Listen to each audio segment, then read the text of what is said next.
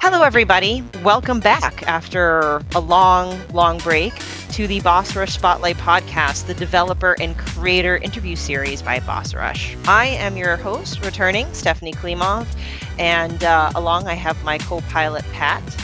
Hi, Pat. Hello. And how's everyone doing?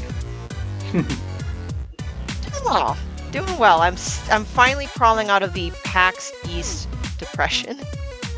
A little bit of PAX East blues, but I'm feeling a bit better because we have some wonderful guests from Imaginarylab. So we have, I'm going to make sure, Ciro Camera and Massimo Origano, right? Co-founders of Imaginarylab. Welcome.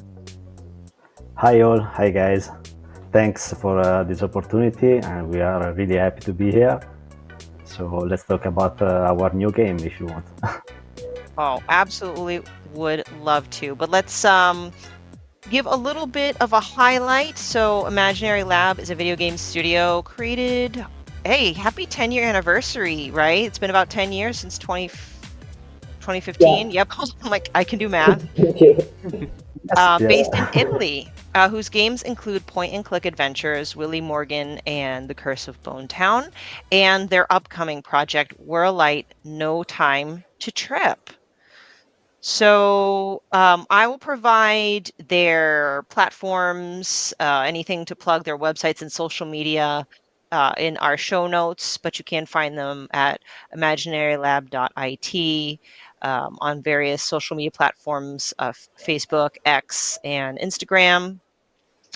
So let's first start, before we get into fast facts, we got to know this game because it was featured at PAX East. Pat, do you want to give us like a brief highlight of the game that you played there and speaking with everyone? Yeah, no, when I was at PAX East, one of the games that caught my eye on the PAX East Rising Showcase floor was Whirlight, No Time to Trip. I've always enjoyed point and click adventures. I grew up with them. Like one of my very first video games I played was called Mix Up Mother Goose, which was kind of a point and click adventure where you had to like get little parts from fairy tales and bring them to the right characters. Uh, but I've also a huge fan of the Monkey Island series, Mhm. and that's one of the things that really attracted me to this game. Was I see a lot of similarities between the Monkey Island and Whirllight. Mhm. You get to play this really kind of eccentric professor named Hector, and like he always has like some comment for like anything that he sees, and it's usually something very quirky, which is awesome because like I one of the things I love with the point and click adventures are things that would just make me laugh. Just say something out of the blue that maybe I wasn't expecting, and that's something that Hector was actually doing pretty well in the game. Um, and it's also it was a very easier like point and click. A lot of I think a lot of the work came in with the artwork in the backgrounds. Was the animations were very top notch, and so a lot of the point and clicks. It was pretty easy. You point, you click, and you can combine items to make new items, and then use those to kind of point and click into your environment until you end up solving the puzzle or whatever the objective is on the map that you're on. I really enjoyed my time with it, and this is definitely something I plan on picking up when it does come out, just so I can see what else happens on this adventure. So yeah, that's kind of what I got out of it.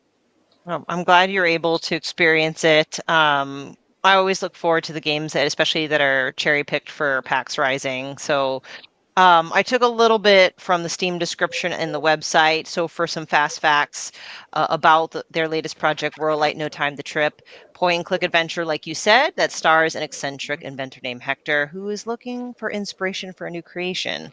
This will eventually lead him on a crazy adventure through space and time with a fiery artist named Margaret. Together, they go on adventures to transcend space and time, meet wacky characters and unthinkable situations, all to stop an imminent threat to the world.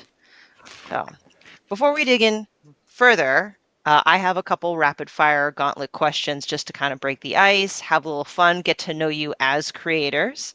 So, creating a video game is a lot of hard work. You got to have a lot of focus. Do either of you have a particular coffee, tea, or drink to help power you throughout the day? Ciro, wanna go? Yeah, for me it's a coffee in the morning, a coffee in the first afternoon, in the early afternoon. Coffee and tea for me, both sometimes together. No, just kidding, not together, but that's something that Hector could do actually. Yes. Back to back, maybe. Anyway. Yeah, I can only imagine that your coffee is extremely superior to what we have over here.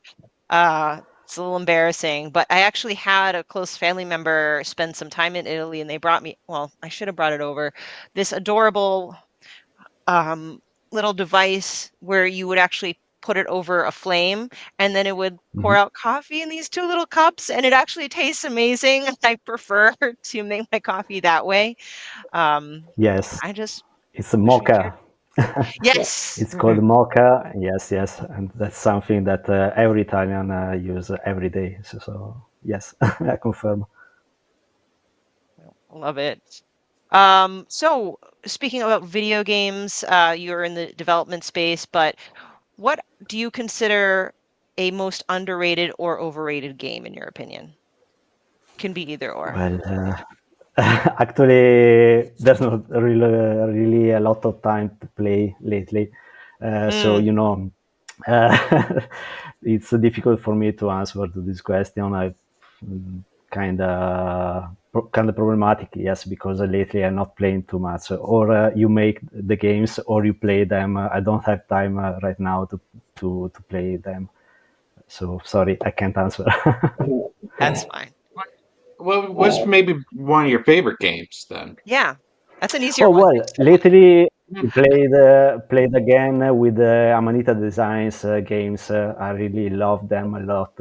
So, for example, Machinarium and yes, Machinarium. I would say it's the one that I prefer on from that studio. It's pretty old right now, but sometimes I play it. I don't know if you know it. It's a point and click game with this little robot that goes around without dialogues, and it tries to understand doing things, what happened to him at the beginning of the story. Really amazing. Great music and great environment. Awesome. It sounds fun. I'll have For to check that one me, out. Yeah, absolutely. so Jiro, what about you? Do you have a favorite game or even just a gaming genre? Like are point and clicks, because you make them, is that one of your favorite types of games to play, or do you like playing different types of games? yeah, I played a lot of point-and-click adventure game. My favorite is surely Day of the Tentacle. Actually, I played to the last Indiana Jones and the Great Circle, if I remember correctly. But I prefer the old point-and-click adventure game. And then I played a lot with the first Final Fantasy, so the RPGs genre. RPGs, nice. Um, how about who is the superior Mario brother, Mario or Luigi? Well, Mario for sure. Yeah, Mario for me Too too. easy. There we go. I always have to throw that in there. I know it's a cheesy question, but I get into a debate with my son almost every time with this question. He's Team Mario and I'm Team Luigi. So Oh, really? You like yeah, green, so yes, that, and he jumps pretty high. I don't know. Anyway, so that's just the gauntlet.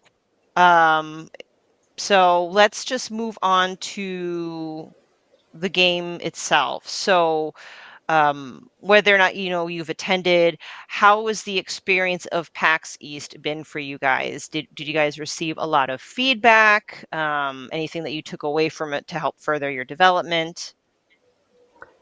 Yes, yes, we had. It was a great, fantastic experience. As you said, we didn't have the possibility to attend for personal reasons and job reasons, but it was really fantastic. We had a great feedback during the days. Lindsay, that was the host for our studio, was there, and she was used to send a lot of photos and videos from the stand. So it was really amazing. We had a lot of contact from the players and good feedbacks for the gameplay, for the demo. So we are really, really happy. And by the way, this is thanks particular to Lindsay, as I said, and Omran PR, our PR agency in the States, that made a great, fantastic job in order to do a good event for us. Mhm. No, Lindsay was amazing. Like when I was walking around the PAX showcase booth, like she like literally grabbed me by the arm. It's like you need to check this game out, and Oh, wow. Yes. so she It's definitely brought a amazing. lot of attention to it. Yeah, really fantastic. Yeah, and I think it's great. Again, I mentioned earlier that your game was one of, I forget if it was six, like the total number that's part of PAX Rising. But it's a select number, so that means, I the think people that set up. 11. I Yeah, think Okay. I think 11 that. anyway. It was a surprise for us. Yeah. We wouldn't expect to be chosen by PAX Rising, such a great event. So for us, it was Mhm. really awesome. Yeah. Absolutely. So now your origin story. You guys came together in 2015.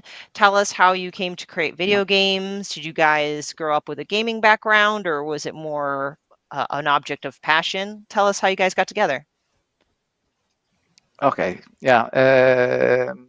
We all loved the point and click adventure games, and we dreamed to create one, our adventure games. But some years ago, we haven't the skills to create one. For example, I haven't any programming skills, and still now I have zero skills in programming. But in the years, I have a passion of 3D graphic, and so about 20 years ago, I started to learn how to create 3D environments, background, and so on. And when I feel ready, I think, okay, now I think it's the moment to start to create our game. But if I can create graphics, I need someone that can program the game.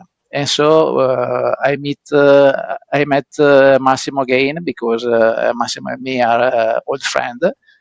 And so start the adventure of Willy Morgan and the Curse of Bontown. Hmm. Yeah. Very Well, nice. we have something in common with Patrick, the meaning that we grew up with these kind of games. We were used to play at each one home Yeah. at these fantastic games, in particular LucasArts and Sierra games. So Monkey Mhm. Island or Yep. the Tentacle, Sam and Max, and all the others, also for Sierra, for sure. And yes, it was kind of fun when more or less 10 years ago, Ciro called me and said, hey, why don't we create our own game? And I said, yes, why not? So we created our story, let's say. And that started, that's the start of our story of Imaginarylab. It's it's just amazing that like you can just come up with this idea and like be, hey, you know, I make graphics. You're a programmer. Why can't we just like get together and do our own thing here and make something that we envision, uh, and then let other people try it out? That's super cool. Mm. Thanks. Yes, it Absolutely. is And actually. since you mentioned your first game, Willie Morgan and the Curse of Bone Town, I'm very curious, how was your experiencing developing your very first game?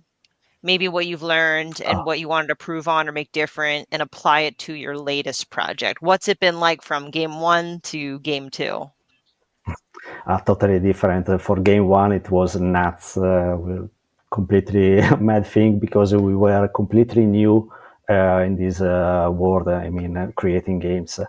So I am a developer, program software engineer, and Ciro is an expert of 3D environment, 3D graphics. But we had an idea on how to create from scratch a game. So we had to learn so many things, and we didn't have the chance to focus on some important aspect of the game. So, for example, Willy Morgan is quite an entry, easy game. The plot is not so complex. It's pretty easy. While with Whirlight, we had some experience now. We had a good network of people that do the various stuff, the things, music, animation, characters, and so on. So it was all very more easy, let's say, easier. Sorry, and we had the possibility to focus on what really is important for us. So a deep and complex, articulated plot, and we had also the possibility to do a great step in the technical creation of the game. So we have a lot of technical improvements comparing to Willy Morgan. So yeah, quite a different experience.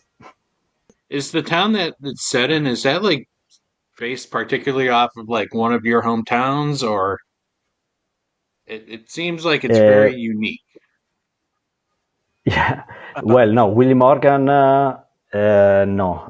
Willy Morgan is, well, I have some inspiration of Monkey Island and The Goonies, some movies, and these, yeah, some influences that we had in our childhood. While Whirlight, yes, definitely, it is inspired on our area in particular, so northeast of Italy. We are from Verona, city of Romeo and Juliet, that stuff. And we have Venice at more or less 1 hour from us. So the Venice Bay, the city where Hector and Margaret live, is a kind of mix of these two cities, and there are real elements of the two cities. So when we started doing this game, the first thing we did was has been to go around on this city and do photos and videos of several places that are now present in the game. How did that differ? Did you have to do like anything different when you started checking out the environments for Worldlight? Um, because I now Worldlight's definitely going into a lot more creative. Like one of the levels in the demo was a dreamscape. Um, like so, what was the inspiration of like maybe the levels in that particular game? In the dream, I think we try to create a oniric world, and so where a world where there are some strange things. So, for example, some strange rocks, strange trees. And we want something absolutely not real. And but so, for example, there's a location where we can try to mix something of Dream and something taken from Twin Peaks.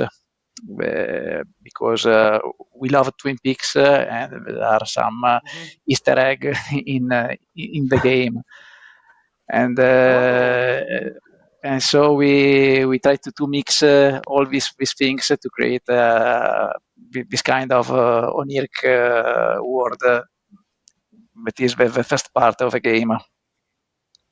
Yeah, there are a lot of influences from the 60s.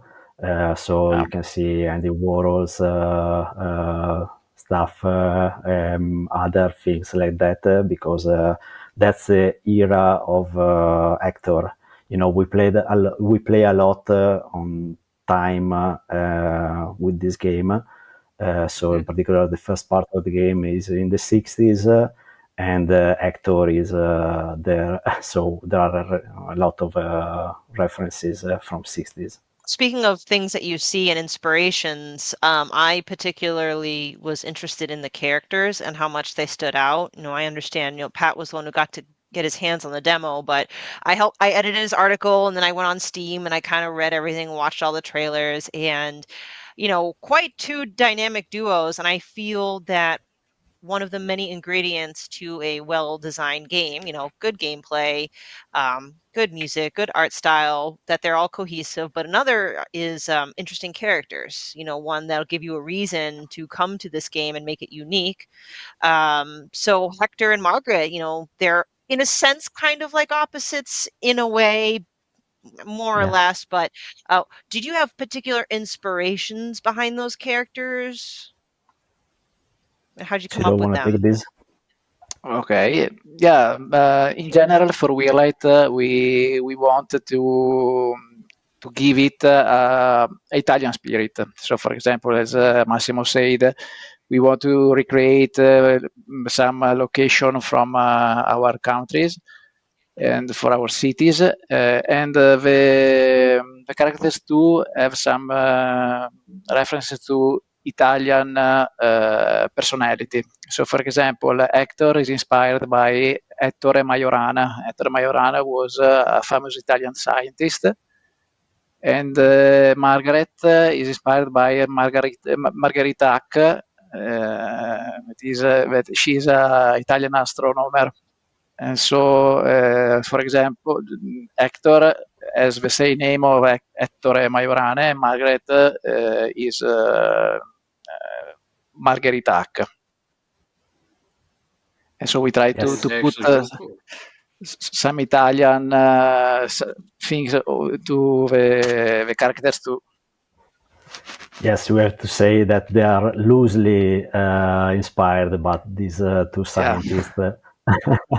Because, as you said, for plot reasons, we wanted to have an awkward character actor with a way more pragmatic and strong, artist. So we play a lot with the differences between these two personalities, as you said.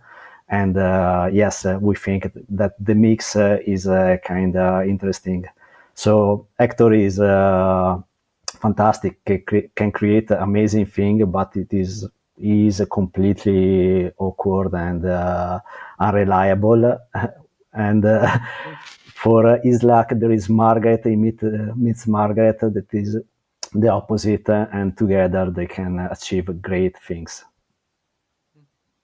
Now, just out of curiosity, do they each have kind of like their own thing that makes them unique in the game, or do they both pretty much play the same? Well, there are no different feature in the game. Just the personality is really different, so you can see, in every aspect, on the dialogues, on the actions, and so on. I appreciate the explanation between the dynamic characters. Again, I fully agree that sometimes you almost need to have the kind of either opposites or characters that can balance each other out. I mean, that's how it is in real life. We aren't all the same, and life would be kind of boring if that weren't the case. And I love you mentioning that bit of Italian flair, the Italian personality, coming from good old United States, it's refreshing to see something different, in my honest opinion. So that's why I was very attracted to these characters. I really am. So, thank you for that. My next question is more on the gameplay style with point and click. So, Pat said he has history with it. You guys, clearly have history with it. I have as well. So I don't know if it's just maybe the time that we grew up in the genre that was available, but we now live in a very diverse industry, which is great. I feel personally that we cycle through what's popular, like Metroidvanias were hot and big, and everything was a Metroidvania for a while. Roguelikes are a thing. So the point I'm getting is, for you, what are some things to keep in mind in Whirlight to make sure that your point and click game is fun and engaging, especially if you're trying to attract some players that maybe have not had a history of a point and click game before? Mhm. Well, probably the most important part is the plot and the dialogues. You have to create a good story and make the player love it. And that's what I loved in the old games, and that's something that, it is really necessary for a point and click game like this one. Apart from that, from a technical point of view, it is important to balance the puzzles. For this game in particular, it is quite challenging because, as we said, all the environment and all the background is quite awkward. So we are creating things that have no sense actually in the game. There are all these things that are really odd.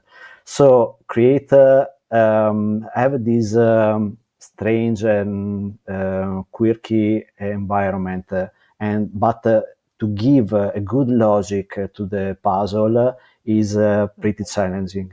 So yes, we really love that the game has a logic, so the player can go on without looking the whole truth on internet, on the web.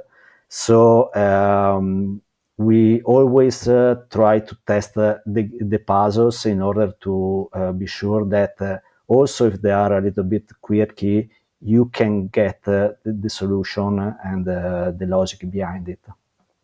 I like that thought process. I feel like one of the big pros of a point and click style game, at least for me, and I don't know about you, Pat, but it kind of is that dopamine hit of kind of me putting me in the driver's seat of clicking around and finding out things. And then when I make a connection, whether it's solving a puzzle or progressing the story, I'm like, good job, me. Look what I did. Yeah. Yeah. Yeah, no, it's definitely when you have like an item and you're like, wait a minute, can I use this here? And sometimes like you get the text that's like, nope, nope, you can't. But then you find something like, for example, I think one of the puzzles involved using resin to make a tree sticky for a certain reason. And it once you figure that out, that's definitely like you know, it does give you that little dopamine rush there. Oh, great. Awesome. Hmm. What is next for you guys? So I know you're still very much in development, I believe, and please correct me if I'm wrong. There is the release date is still to be determined, correct? Yes, yes. Yeah. We don't have a real release date. We hope to still release in 2025, but there is still a lot to do actually. There are a lot of Mm. polishing, testing, and several things. So we will see. We will be more clear later, and we will tell you going on what's the release date. That's great. Now, one of my most favorite questions, and I save it towards the end. If you had no budget, no limitations, and you were offered a physical collector's edition to sell, what would you Okay, package in Whirlight No Time to Trip? Ciro, you Yeah. can start. Oh, okay. That's if difficult. we can have a lot of budget, so I think technically probably mm, we we do a lot more animation, and above all we do an extended storyline, because to be honest, in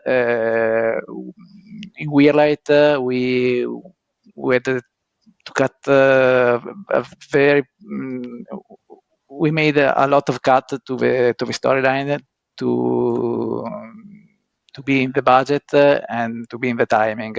And so if we can have the possibility to have limited budget, probably we can improve the plot. And about the physical collector, probably we can offer a lot of gadget in Whirlight, the city of very space. So there's a lot of things we can offer. I don't know. One of Maybe with a physical edition, a limited budget and the space. In my case, I would offer for each copy, physical copy, the motorbike used by Margaret, for sure. The real that would be awesome. motorbike. Yeah, the one that you see in the main art of the game. That one. Yeah, that would be awesome. And I think especially with the art style that you guys use and the dreamscapes and the 60s inspired, colors and design, I'm a fan of art books. I would love to see an art book on this. This looks fantastic. So I do want to shout out to anyone who will be listening to this in case they are interested, because there's no release date. There is a demo available on Steam. So it is super important that you wishlist and play the demo to kind of get yourself excited for this game. Now, may I ask, is the demo available on Steam the same that was presented at PAX, or is this tweaked a little differently? What can gamers expect in this demo? It is the same demo. So yes, you can play exactly what was presented at PAX East. All right, excellent. Pat, you want to kind of outline quickly like what your demo experience was like? Because you did touch upon it, so I kind of now Yep. want to hear a bit more of the dreamscape.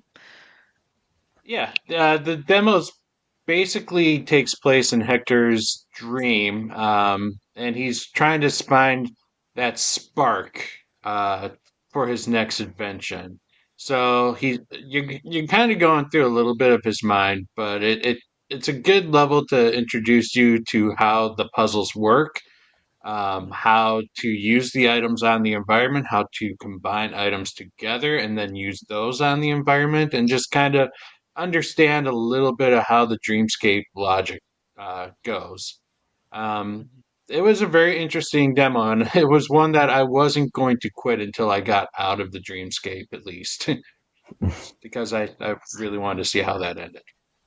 What do you project as I guess the length of the game? Like about how long would it take someone to complete this? Yeah, Like we what think would you that actually think is a good length for a point and click? well, we don't know which is a good length. We are trying to figure it out because Willy was quite short. Sure. Probably Yeah. this one will be Mhm. too long, but we are not totally sure about it. Anyway, to answer your question, the length that we expect should be between 10 and 12 hours of gameplay. There are three main chapters, quite different, one from the other. And Okay. yeah, there is a lot to play. Awesome. No, I think especially with having the dual character dynamic, that can definitely add to the length of the time and make it interesting. Yeah, nice point. Actually, yes, there is a kind of different role and situation in each chapter about the characters. So there is a different playing experience for the characters. Okay. This might be spoiler territory, but obviously one of the themes in the game is time travel. do puzzles like are there things that might affect that you do in the past that might affect the future? Ciro? Yeah, If that's a yeah. spoiler, you don't have to answer it. Okay, there are some puzzle that we thought to make some changes in the past and see the result in the future. Yeah, I confirm.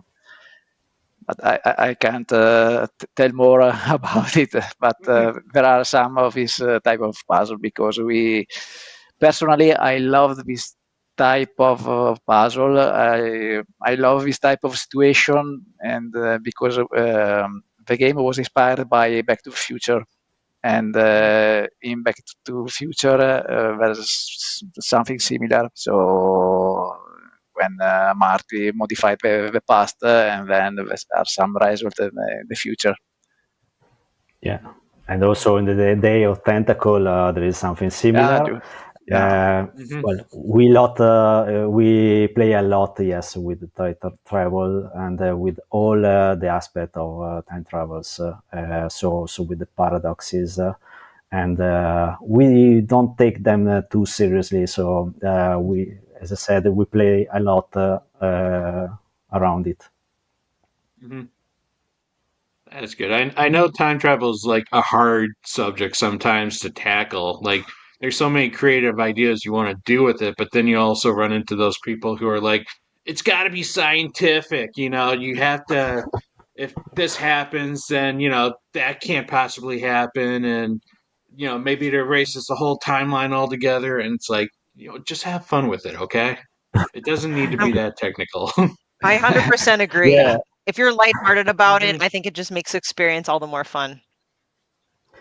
yeah. Actually, during the plot development, we were quite sure that there could be possible doubt from the player about these things, time travels. So we were planning also to create an anti-debunking guide to add to the game.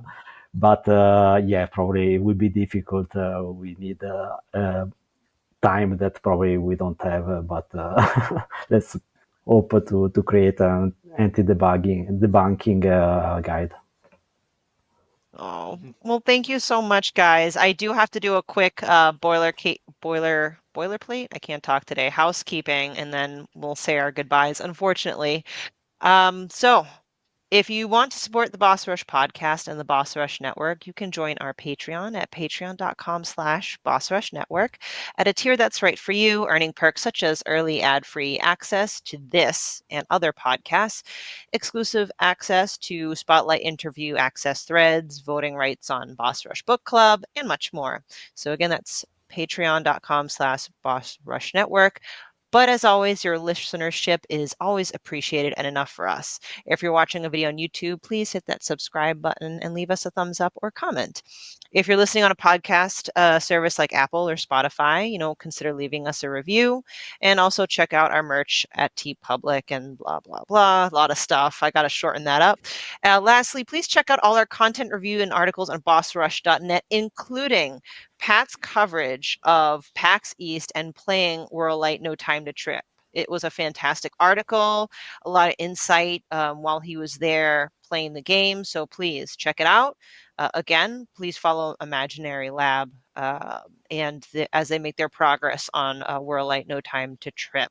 So with that being said, I want to thank you both. Again, I appreciate your time. I appreciate you answering our questions. It helps us get to know your game better, and then we can share it with our community. So thank you very much. If you want to see how you can become a Patreon producer, head on over to patreon.com/Boss Rush Network. The Patreon producers for this month are Adriel Munger, Austin Campbell, Celeste Roberts, Sana Dierig, Francisco Santillan, Matthew Keel, Retrostoy, and Christian S. Thanks for your continued support of the Boss Rush Network.